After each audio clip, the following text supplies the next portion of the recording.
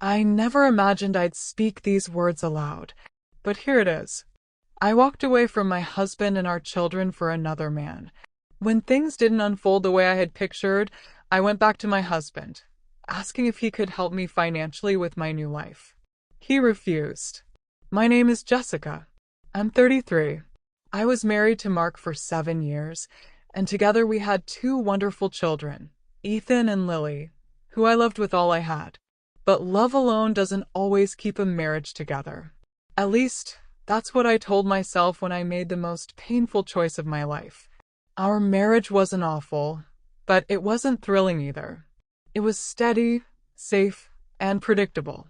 Mark was a good man, kind, patient with the kids, hardworking, never raising his voice. He always provided for us. But at some point, the spark faded. It wasn't hatred or constant arguments. It was silence.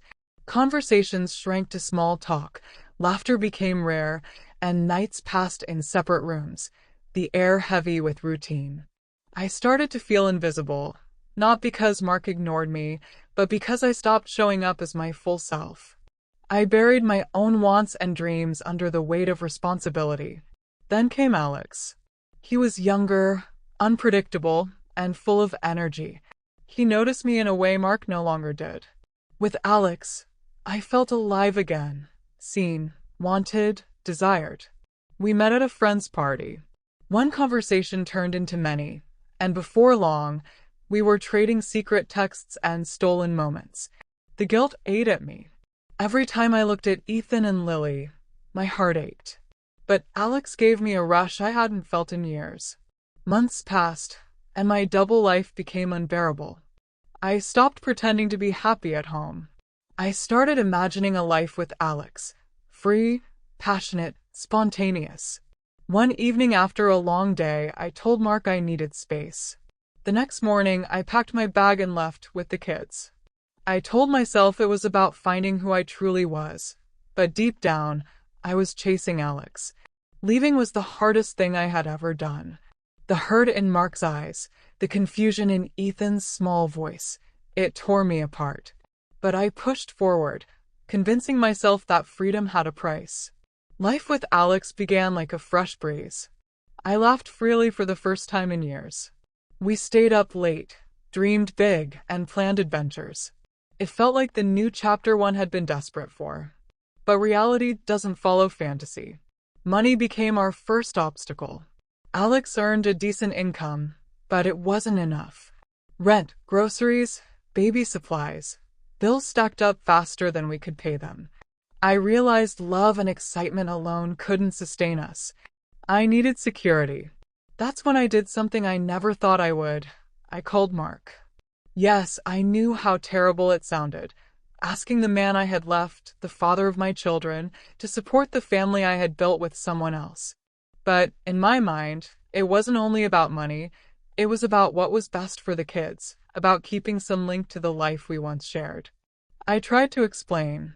Mark, I know this isn't what we planned, but I need your help for the kids, for all of us. He was silent for a moment. Then came a single word. No. No amount of begging or promises changed his answer. He wouldn't fund a life he no longer belonged to. I should have seen it coming, but that final cold no broke me in a way I hadn't expected. For a while, I was angry. How could he be so hard?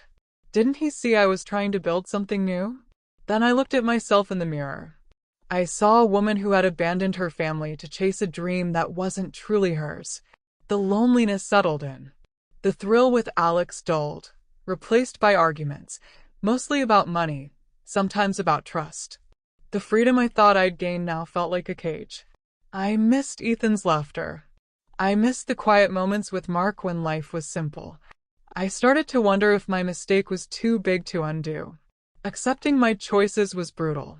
Mark's refusal wasn't just about money. It was a boundary I had crossed and couldn't step back over. I saw how selfish I'd been, blinded by excitement while neglecting the family I had vowed to protect. Alex tried to understand, but cracks formed between us. Passion turned to tension, and silence filled the spaces where laughter used to be. The life I had imagined began to fall apart. One quiet night in our small apartment, I thought about calling Mark, not to ask for help, but to tell him I was sorry, that I missed the family we once had. But the words stayed trapped, tangled in pride and shame. I don't know where things will go from here. Maybe Alex and I will find a way through. Maybe this life will collapse too. What I do know is that running away didn't fix my problems. It only created new ones, harder and lonelier than before. No matter where I end up or who I'm with, a part of me will always ache for the family I left, the husband who said no, and the children who never stopped needing me.